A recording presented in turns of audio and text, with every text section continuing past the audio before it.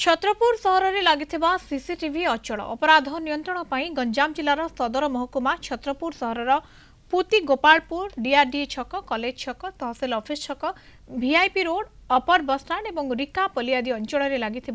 CCTV camera अचल होईछि। अपराधी माने यार सुजोग नहीं विभिन्न अपराध घटाई चली सहर में शांति बजाय रखापी अचल सीसीटीवी गुड़िकर मरामती और रक्षणाबेक्षण एवं जरूरी हो पड़ी। ए दिगरे प्रशासन यथेष्ट दृष्टि देवाई दाबी करा संपर्क में स्थानीय प्रशासन कौन अधिकारी मुह खोलु नाहंती।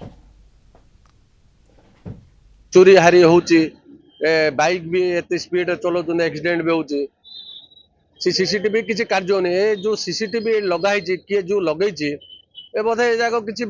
भल क्वालिटी सीसीटीवी नुहे जो फल अल्प दिन भीतर भी खराब हो जाऊँगी भलरे जदि भल सीसी कैमेरा लगेबे बेले एठारे जो असामाजिक जो चोरी हारी होची ए जाक रोकी पार जो गुड़ाक सीसीटीवी जरिया पुलिस प्रशासन को साहाय्य करता से गुड़ी को रिकवरी करने एणुक मोर आशा विश्वास खूब शीघ्र ए सरकार आम प्रशासन ए दिगरे दृष्टि देबे एवं सीसीटीवी गुड़ी को निहाती अति कम समय भितर सजाड़ी जद्वारा कि आमर छत्रपुरवासी माने निहाती उपकृत हेबे। आपण जानते एटा गंजाम जिलार सदर महकुमा या लक्ष लक्ष टंका व्यय पूर्वतन सरकार रहा समय सीसीटीवी प्रचलन करते लोकों सुरक्षित पाई किंतु किछि दिन सचल है पुणी अचल हो जाइए। मो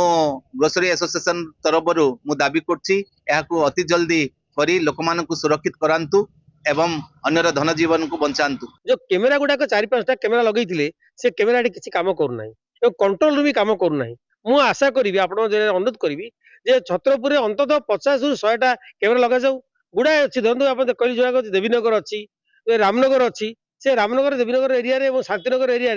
गोटे बर्तमान अनेक क्राइम होची दिन बेला जो चाबी पकई जाइए लोक मैंने चोरी कर नहीं जाऊँगी किंतु तापे कौन व्यवस्था है बसस्टाण्ड लगी दीटा से किसी काम करूनी तेणुक मुझे चाहूँगी तुरंत अधिक संख्यक लगा जाऊ और ठीक भाव